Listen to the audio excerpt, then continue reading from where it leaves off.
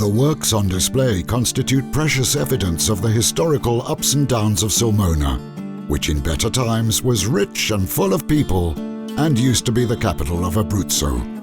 They represent a tool for in-depth historical and cultural study in a continuous game of cross-references with the churches, palaces, medieval gates, walls and monasteries of the city and its territory, which were partly destroyed by the earthquakes of 1456 and 1706. In the first hall, among the stone finds, the statue of St. John the Baptist used to decorate the palace, built in 1484 by the Venetian Giovanni dalle Palle. The 15th century panels with the figure of St. Paul, St. Francis, St. Anthony the Abbot and Old Simeon were part of the destroyed pulpit from the church of San Francesco della Scarpa. The refined representation of St. Catherine comes from the convent church with the same name. The interesting arch-shaped window with angels holding the Aragonese coat of arms was recovered in the last century from the 14th century Porta Napoli.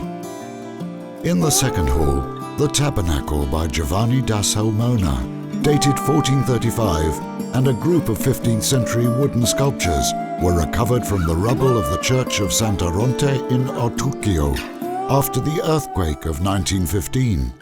The diptych of Saint Onofrio and Mary Magdalene comes from the hermitage of Sant Onofrio al Morone. The delicate Virgin Annunziata and the pointed panel painting depicting Saint Barbara, a decorous and pleasant work from the early 16th century, were found in the nearby church of the Santissima Annunziata. The collection at the center of the Hall of Frescoes and Goldsmiths boasts several pieces from the treasury of the Church of the Santissima Annunziata. The Madonna and Child with Saints is in temporary storage at the museum, after having been recovered from the staircase of Palazzo Sanita. The Madonna and Child between St. Augustine and St. Lawrence, which is attributed to the master of the Caldora Chapel, was originally placed in the window of the convent church of St. Augustine, whose facade was moved to the front of the church of St. Philip Neri in Piazza Garibaldi at the end of the 19th century. The Hall of the Cadastre and Wooden Furnishings hosts two important stalls from the late 16th century, which were given to the municipality of Sulmona in 1894 from the Abbey of Santo Spirito al Morone. In the 13th century, Pietro Angelerio, the future Pope Celestine V, chose it as his home and headquarters for the new religious order he founded.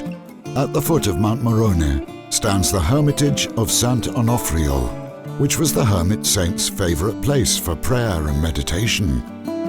Also from the Morone Abbey are the 4 sacristy pews in walnut wood, well made by local carpenters from the 18th century, as well as the portraits of Celestine abbots and the 18th century Nature Morte paintings attributed to the Sulmonese painter Crescenzo Pizzala.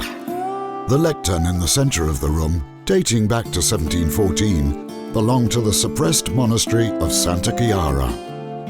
A significant part of the Celestine Hall houses several paintings on canvas, once kept in the Moronese Abbey, including the painting with signature and date Johannes Conca, 1750, which depicts St. Benedict writing the Rule. The work, together with the Borromini facade of the Abbey, represents the most important Roman presence in the 18th century artistic production of Abruzzo and reveals a specific moment of correggio infatuation experienced by the artist.